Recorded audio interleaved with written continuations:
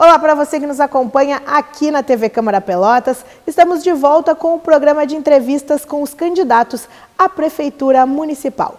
Por ordem de sorteio, hoje nossa convidada é a atual prefeita da cidade, Paula Mascarenhas, que representa a coligação Vamos em Frente Pelotas. Obrigada por ter aceito o nosso convite, candidata e prefeita Paula Mascarenhas. A partir de agora, a senhora tem 3 minutos para poder fazer as suas considerações iniciais e o que motivou a senhora a concorrer à reeleição da Prefeitura Municipal de Pelotas. 3 minutos, candidata. Ok, muito obrigada. Em primeiro lugar, quero agradecer a iniciativa, agradecer e parabenizar a Câmara de Vereadores pela iniciativa de aproximar os candidatos dos seus eleitores, de nos permitir falar sobre as nossas propostas, sobre a nossa visão de futuro da cidade.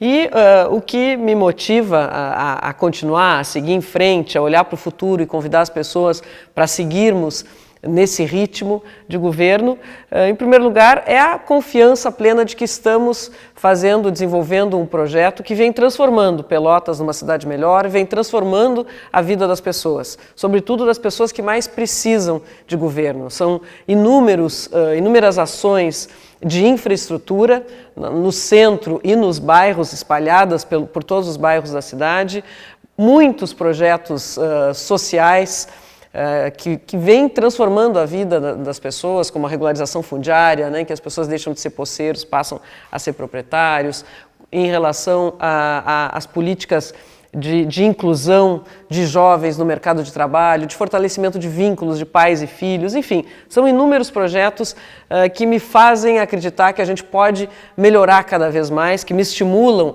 a seguir em frente, sabendo, né, que agora, no pós-pandemia, nós vamos ter inúmeros desafios a enfrentar e eu também não poderia, né, abandonar Pelotas ou pelo menos me retirar sem deixar oportunidade para a população decidir no momento mais difícil da sua história, que é depois, né, de viver essa crise sanitária sem precedentes nesse ano de 2020, a retomada que né, deve ser anunciada, que deve acontecer no ano que vem.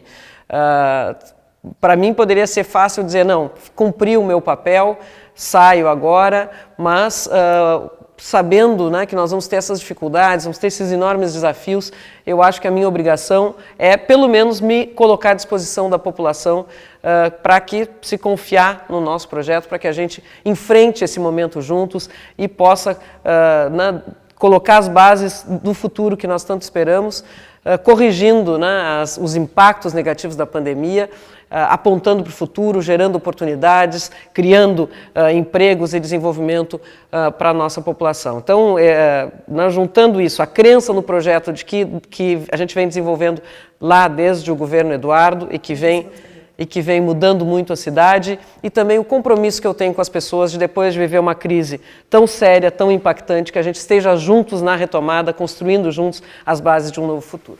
Obrigada, candidata. Também vamos falar um pouco sobre o plano de governo. Quais são as suas principais bandeiras e ideias para dar continuidade a esse projeto que já está em ação a partir de 2021? 3 minutos, candidata. Perfeito. Então, acho que a primeira coisa que eu devo falar aqui é justamente sobre essa retomada, né? As pessoas estão muito preocupadas com o futuro, muito preocupadas com o que vai acontecer, com que Pelotas, né, que cidade elas vão encontrar a partir do ano que vem, quando se supõe que vai se voltar ao normal, né, com a vacina para a Covid-19. Então a gente vai estar lançando um projeto justamente chamado Retomada Pelotas, é um dos nossos compromissos, que tem 5 eixos de ações voltadas para a geração de emprego, renda, oportunidade e desenvolvimento. Que a primeira delas é focar muito nas relações com a iniciativa privada, né? Criação de PPPs para alavancar serviços públicos, para injetar na cidade recursos privados em benefício público, como eu sempre digo, mas ao mesmo tempo gerando também emprego e renda. A outra questão é formação profissional. A gente levar em parceria com o Sistema S, com tantas entidades capazes de fazer isso conosco, de levar formação profissional para quem não tem, qualificar mão de obra. Depois nós temos um projeto também de incentivos fiscais. Na verdade, nós revogamos a lei anterior, que era muito antiga, defasada, tinha problemas legais, e vamos lançar uma nova lei de incentivos moderna, atualizada, que justamente atraia também os investimentos, Vamos lançar o projeto Bairro Empreendedor, que é a ideia também de levar com outros parceiros também, Sistema S, com o Cine, para os bairros, né, identificando pessoas que querem empreender, mas que falta aquele incentivo, aquele estímulo, né, que o governo deve dar. Então a ideia é poder fazer esse trabalho. E também investir muito no microcrédito para o meu primeiro negócio, que é um outro projeto. As pessoas que querem, né, vamos juntar essas duas questões, o bairro empreendedor e o meu primeiro negócio, as pessoas que ainda não tiveram coragem, ou não tiveram dinheiro, ou não tiveram condições de começar a trabalhar no próximo negócio, que recebam esse estímulo.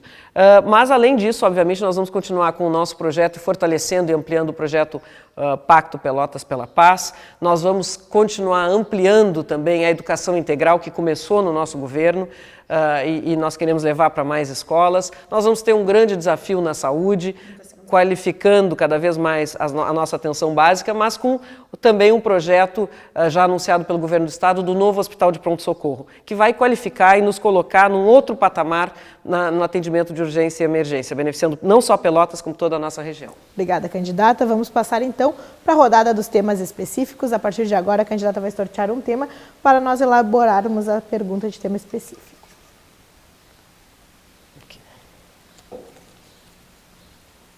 Orçamento e finanças. Eu acho que é o tema mais polêmico nessa questão de pandemia, né, candidata? Eu sei que Pelotas, nesse momento, teve que tirar recursos e organizar o orçamento em virtude da pandemia, teve que adequar seu orçamento, no caso, em virtude da pandemia, no seu governo, sabendo dessa questão de adequação de orçamento, sabendo que vai estar mais restrito esse orçamento para o próximo ano e sabendo que ainda tem uma pandemia pela frente. Como que vai ficar o orçamento, como que vai ficar para dar continuidade aos projetos com um orçamento mais enxuto para 2021? Realmente, 4 minutos. Realmente, esse assunto é complexo, né? Polêmico, complexo, mas extremamente necessário. Porque as políticas públicas dependem, né, do equilíbrio fiscal, né, dependem do equilíbrio financeiro, dos recursos públicos que devem ser investidos para poder gerar, né, esse benefício final para a população. Então, tem muita gente que não gosta de tratar disso, né, e a gente vê nas eleições muitos candidatos prometendo ações e projetos que dependem de recursos altíssimos, vultuosíssimos, e não dizendo como farão isso. Então, é importante que a gente conheça, claro que nós estamos inseridos lá na questão financeira da prefeitura. É uma questão bastante grave, eu já vinha dizendo isso há alguns anos, né, que há alguns problemas estruturais da prefeitura que ao longo dos governos não se conseguiu resolver e que estão aí e precisam ser enfrentados. Claro que nesse ano de pandemia nós tivemos ainda uma queda nas receitas públicas, isso houve no Brasil inteiro, todos os municípios passaram por isso, as pessoas se apertaram, né? As pessoas tiveram dificuldades financeiras, deixaram de pagar alguns tributos, caíram as receitas públicas e ao mesmo tempo as despesas em algumas áreas específicas, como saúde e assistência social, foram aumentadas, porque as necessidades surgiram. Claro que nós tivemos um auxílio importantíssimo do governo federal, tanto na área específica, auxílio específico para a área da saúde e da assistência social, mas também um auxílio genérico que nos permitiu, aqueles 44 milhões que tanto se fala, que é um auxílio, na verdade, para combater a queda de receitas, era para ser usado em qualquer finalidade que a prefeitura achasse por bem, né, para manter em dia os seus serviços públicos, e foi o que nós fizemos. Isso ajudou a equilibrar essa queda de receita. Então a gente está com os salários em dia, a gente está enfrentando aí esse ano de 2020, mas claro que em 2021 nós não vamos poder nos desviar de enfrentar algumas coisas, como o déficit previdenciário, que é crescente. A gente fez uma reforma esse ano com o apoio da Câmara de Vereadores, que foi importante, reduziu em R$700 mil mensais esse déficit, mas ainda assim a previsão para o ano que vem é de 52 milhões de déficit, só na Previdência. Nós temos um problema com os precatórios judiciais, mudou a legislação de precatórios, o Tribunal de Justiça, que lá em outras décadas, né, não existia legislação, não existia pressão dos órgãos de controle, ninguém pagava precatório. Agora nós estamos pagando R$1,3 milhão por mês, que é mais do que o dobro que o último governo pagava, e ainda assim estamos sendo instados, pressionados a pagar 4 milhões e 400 por mês, que se nós não conseguirmos reverter no STF, significará um déficit para o ano que vem de 53 milhões de reais. Soma, então, 52 mais os 53. Mas a questão, uma dívida com a CE que nós temos, estamos negociando, mas qualquer governo que assuma ano que vem vai precisar enfrentar isso e buscar alternativas para essa dívida. Não é uma dívida que o meu governo tenha feito, ao contrário, o meu governo é o primeiro que está pagando em dia a iluminação pública, porque antes, primeiro, lá atrás ninguém pagava, depois entraram na justiça, a prefeitura entrou na justiça, então isso se desenrolou. Mas nós temos que enfrentar, são mais de 100 milhões de reais de dívida. E, finalmente, também a questão da folha de pagamento, que é tão importante para os servidores públicos e que precisa ser regularizada. Hoje há muitas distorções, algumas pessoas sendo pouco valorizadas, ganhando pouco, e, ao mesmo tempo, isso sendo muito pesado para o município. A gente vai ter que enfrentar isso e eu acredito que é possível com grande consenso na cidade. Obrigada, candidata. Vamos para um pequeno intervalo e logo após voltaremos com a rodada dos temas específicos. Continue de olho na TV Câmara Pelotas, que o seu voto está passando por aqui. Afinal, ele tem poder.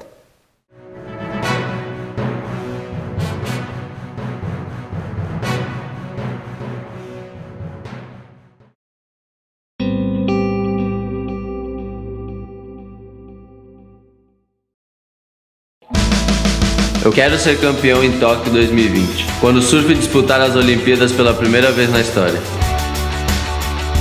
Já estou trabalhando para isso, mergulhei nos treinamentos. A dopagem cria vantagens desleais, prejudica a saúde do atleta e do próprio esporte. E é por isso que o controle de dopagem é tão importante. Dropar sempre, dopar nunca. Jogo Limpo.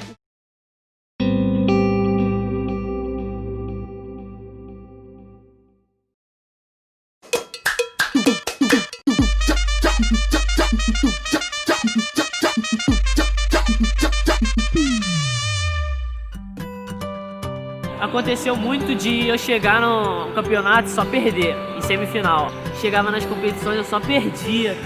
Aí a minha mãe falou, filho, é fase, vai passar. Meio que sua hora vai chegar, sabe? Aí eu ficava chateado, né? Que eu treinava, eu sempre treinei muito pra chegar nas coisas e ganhar.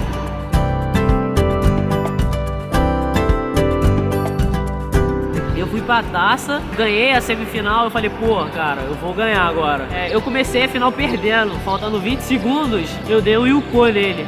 Então quando eu ganhei a taça, que automaticamente dá a vaga pra seletiva olímpica, aí, cara, eu fiquei muito feliz porque, sabe, vai passando um vídeo na tua cabeça. A música do Racionais, sabe, que ele diz que a gente tem que acreditar nos nossos sonhos, que é possível, que o céu é o limite e você, truta, é imbatível, sabe?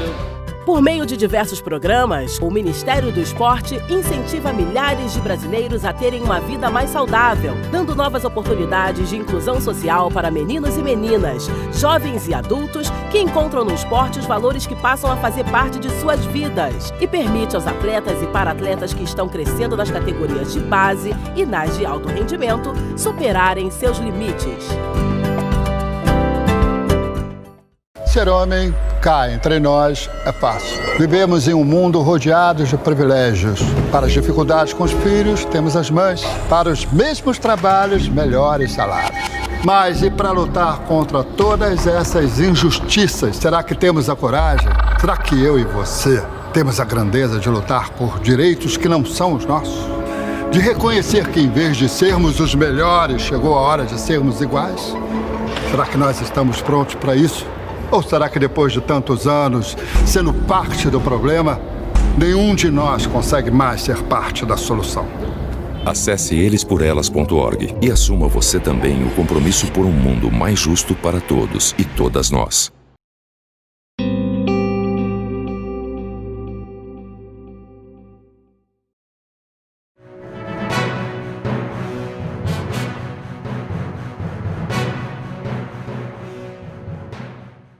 Retornamos com o programa de entrevistas com os candidatos à Prefeitura Municipal de Pelotas, hoje recebendo a prefeita e candidata à reeleição, Paula Mascarenhas, pela coligação Vamos em Frente Pelotas. Continuamos então com a rodada de perguntas de temas específicos.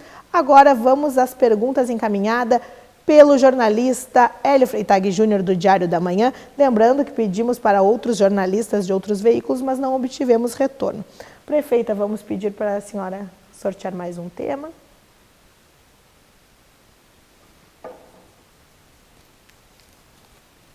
Educação. Vamos para a pergunta de educação. Muitas escolas infantis da rede privada fecharam as portas e, com isso, diminuiu as vagas na rede particular. Essas crianças vão precisar migrar para a rede pública. Como absorver esse contingente, já que faltam vagas? Prefeita, a senhora tem 4 minutos para a resposta. Bom ter 4 minutos, porque eu posso falar um pouquinho do que vem acontecendo na educação infantil no município nos últimos anos. Nós reformamos, a partir do governo do prefeito Eduardo, reformamos 100% da nossa rede de escolas de educação infantil. Eram 27 escolas, naquele momento eu era secretária de educação dos primeiros 4 meses do governo Eduardo, vice-prefeita e secretária. Fiz um TAC com o Ministério Público porque as escolas estavam todas num estado de absoluta precariedade, era triste de ver.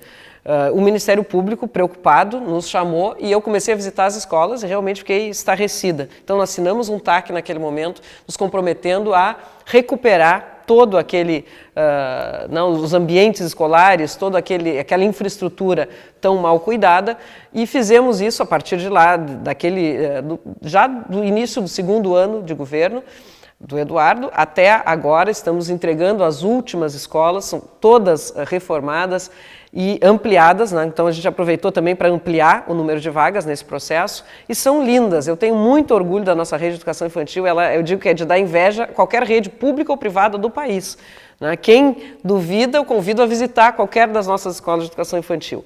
Então houve um processo importante com a ampliação dessas vagas. Ao mesmo tempo, ainda no governo Eduardo, foi implantada uma nova escola, Bernardo de Souza, e no meu governo, outra nova escola, Mário Osório Magalhães, passamos a 29. E teremos muito em breve 33 escolas, já temos uma nova construídas, né? Mais 4 escolas construídas, uma no Navegantes, uma na Sangafunda, a da Sangafunda, essas 2 já prontas, a da Vila Princesa deve ser entregue daqui a um mês e meio, e a do Sítio Floresta, no máximo até fevereiro, março, deve estar sendo entregue para a população. Então nós temos a previsão de aumentar em 780 as vagas de educação infantil para o ano que vem.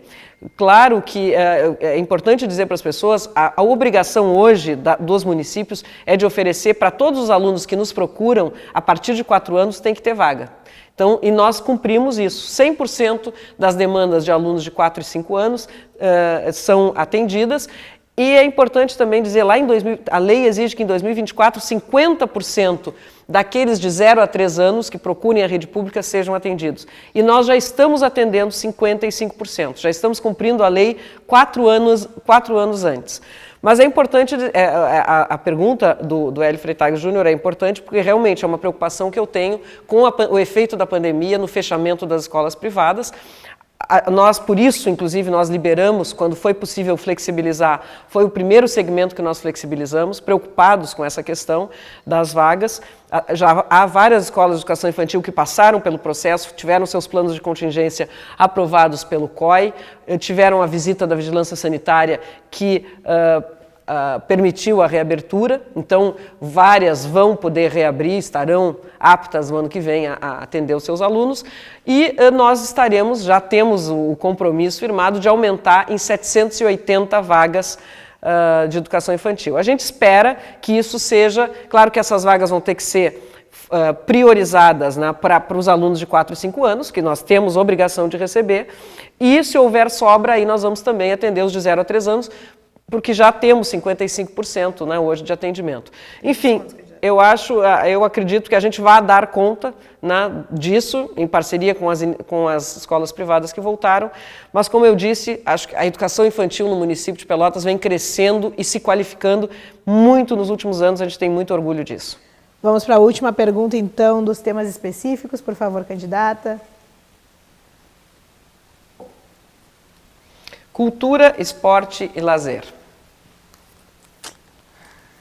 Candidata, sabemos que muito já foi feito na cidade, temos o ginásio municipal de esporte, que hoje está sendo utilizado para várias atividades, mas ainda existe algo a ser feito. Eu vou tocar num assunto que eu particularmente gosto e que existe uma polêmica em torno, que é o Carnaval de Pelotas, mas que também existe polêmica para outros eventos, que é fazer um local específico para eventos em Pelotas. Existe essa possibilidade no seu governo?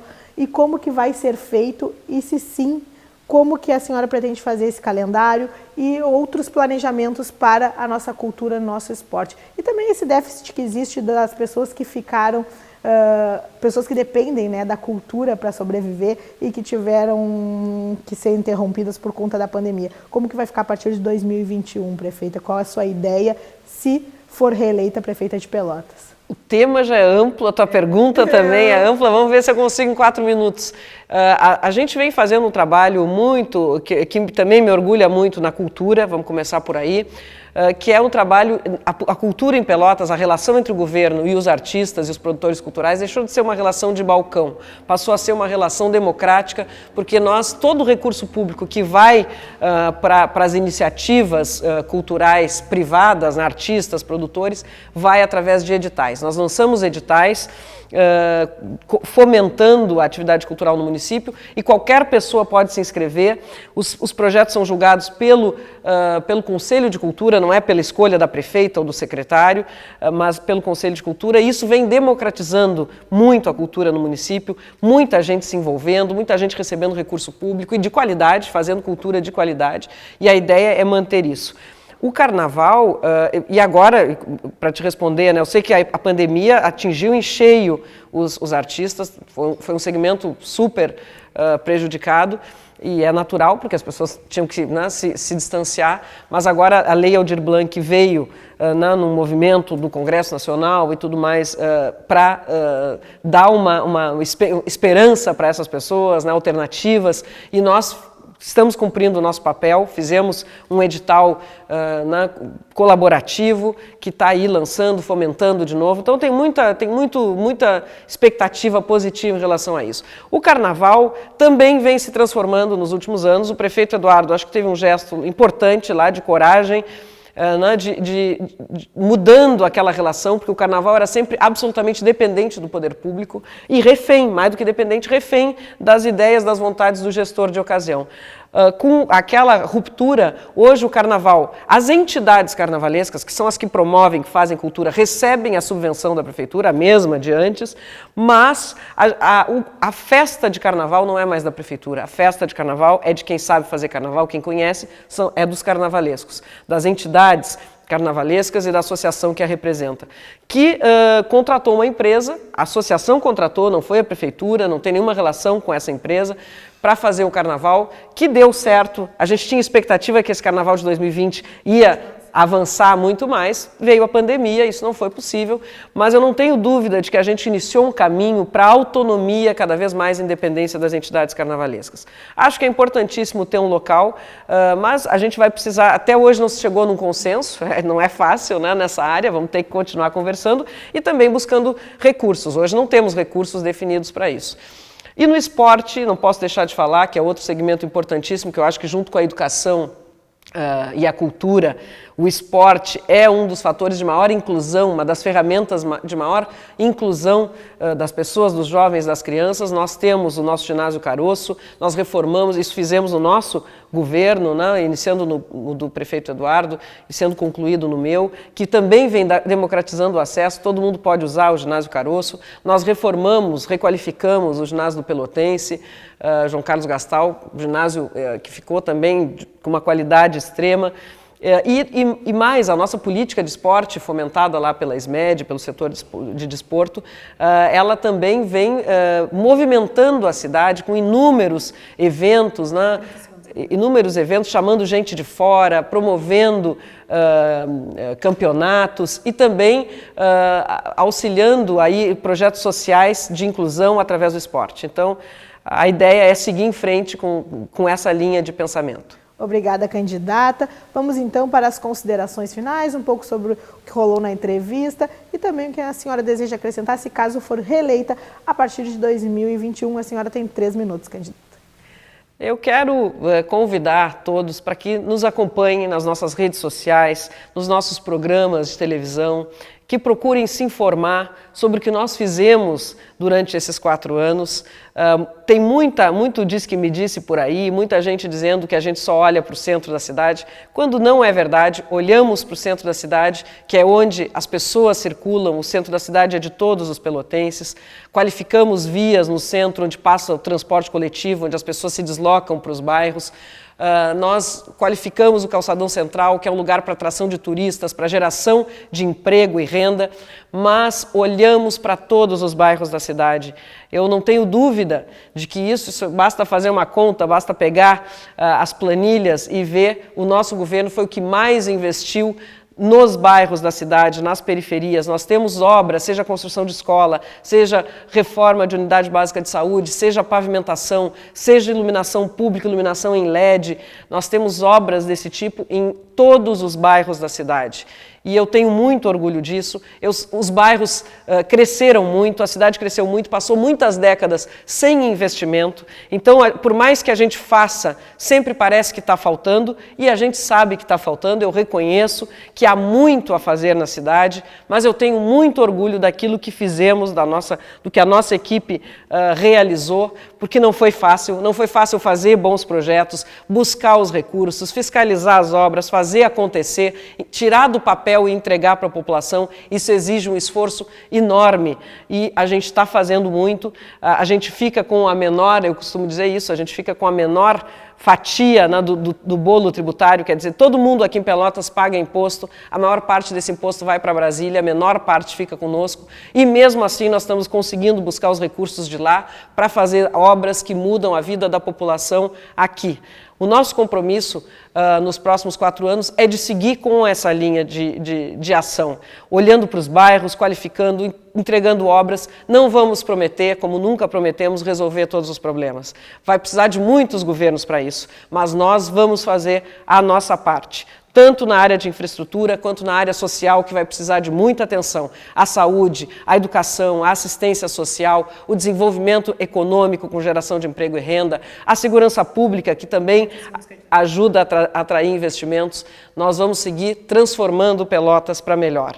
E eu convido a todos para nos acompanharem, porque essa transformação não depende só de governo, depende da sociedade unida. Vamos em frente, Pelotas. Obrigada, prefeita, e obrigada por ter aceito o nosso convite aqui da TV Câmara para participar dessa entrevista. Continuamos aqui com os candidatos à Prefeitura Municipal de Pelotas. Fique ligado na TV Câmara Pelotas, porque o seu voto passa por aqui. Estamos de olho nas eleições 2020.